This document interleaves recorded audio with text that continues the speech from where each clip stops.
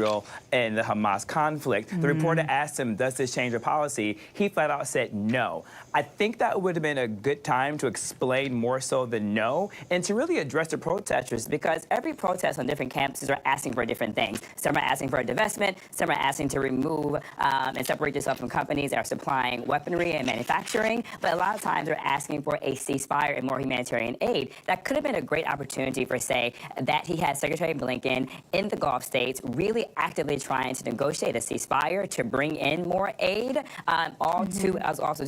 regarding releasing the hostages. So I think that was a missed opportunity politically, but also too a missed opportunity to talk and actually engage in a two-way dialogue vis-a-vis the television with the protesters who are asking for something to what he's already doing with Secretary Blinken.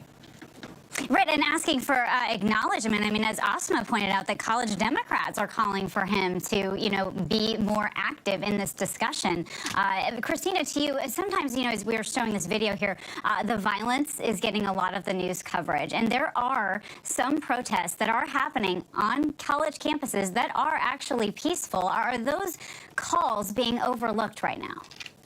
Yeah, I mean, in the images we're actually seeing right now, I want people to understand this is a mob of close to 200 people that attacked the pro-Palestinian protesters. They went out with bats, with tear gas, and the police didn't actually show up. This is at UCLA's campus to protect those peaceful protesters. And so I think people are seeing that imbalance. I want to remind people that protest is as American as apple pie. And students have a right. Students have often been at the forefront of these issues, the Vietnam War, the civil rights movement, pushing our country to address deeply entrenched issues. And I do see a pathway forward, for campuses that are willing to open up debate. Brown University that said we're going to take up this question of divestment to a vote in October. The students closed their encampment and went back to class. So universities that create space for dialogue on these questions and concerns, I think they're showing a real pathway forward. People that try and shut it down, I think actually will invoke greater conflict on their campuses. Well, and noting, too, that I don't know that everyone would agree that what was happening at UCLA was inherently peaceful. There were several students that were saying they couldn't get into class. There's extreme vandalism on some buildings there. Are some of those things also not being talked about as enough as well, in your opinion, John? Well, I got to tell you, I'm concerned about some of the dialogue we just heard today, but there's no one talking about what's at the heart of a lot of these protests. Blatant racism and blatant bigotry. Saying kill the Jews is not not something that should be protected. If they want to protest, God love them. But when you cross that line, I'm sorry, you have to do something about it. And here's another fact. There's a lot of these people on these campuses are outside agitators, are being paid by outside groups to be there and to foment this racism and bigotry. And the university's failure to do that is going to kill them and it's going to hurt mine. On top of that, I will tell you, there's a growing sentiment within the Republican Party in Congress, and I've spoken to a lot of my colleagues. They are going to use this to go after universities' funding from the federal government. You're talking about whether there's a tax-free status for those schools going forward and whether or not they're going to continue to receive aid in the manner they're doing it. So these universities, by their malfeasance, are really going to create a really bad situation for all universities going forward. Yeah, a lot of people in California... John, I just want to say, I completely agree with you, John. All students need to be safe on campuses. And I think what's really important is that some of these coalitions, which is often not addressed in the media, is they are actually multi-faith coalitions of Jewish students, Christian students, Muslim students. All students need to be safe on campus. I'm completely in agreement with you about that. And I just want to be clear that I think that that's a role that universities absolutely need to play. Yeah, I appreciate that, and I agree.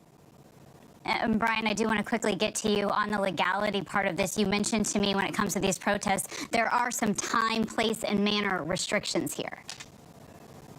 Yeah, so when you think of the First Amendment, we do think about it when we talk about neutral content in terms of time, place, and manner. The easiest example people can think of is I can't have a party with Mike Muse at 11:30 at night in a neighborhood community. That time, place, and manner would be restricted in many ways. Now, when it comes to legality of this, it also depends on who these individuals are. If they are students within the university, they have greater freedoms to be able to protest on that university property. But if you're not a student, you're automatically trespassing. And from the UCLA, we heard a lot of these individuals were arrested what's called unlawful assembly. which just basically means two or more persons, and probably in this context, doing something lawful, but in a violent, boisterous, or tumultuous manner. And so there's a lot of legal ramifications for what you're doing, where you are, when you're doing it, and how that can affect you in many different legal ways that the First Amendment may not protect you. All right. And Kate, if I could jump in just really quickly to add something. I love what's happening, and Brian, we can party at any time, but with Christina and John discussing right now, I thought it was important that President Biden did come out and address the anti-Semitism that is there. But in a broader conversation, college administrators and presidents typically aren't used to handling this type of dynamic that we're in right now. Kana, as you know, the role of a college president, the majority of it is to fundraise.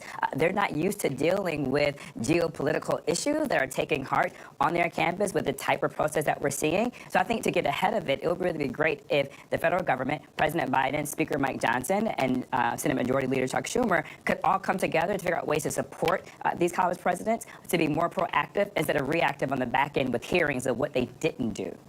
That's a great point. Mike, Christina, John, and Brian, thank you for this conversation.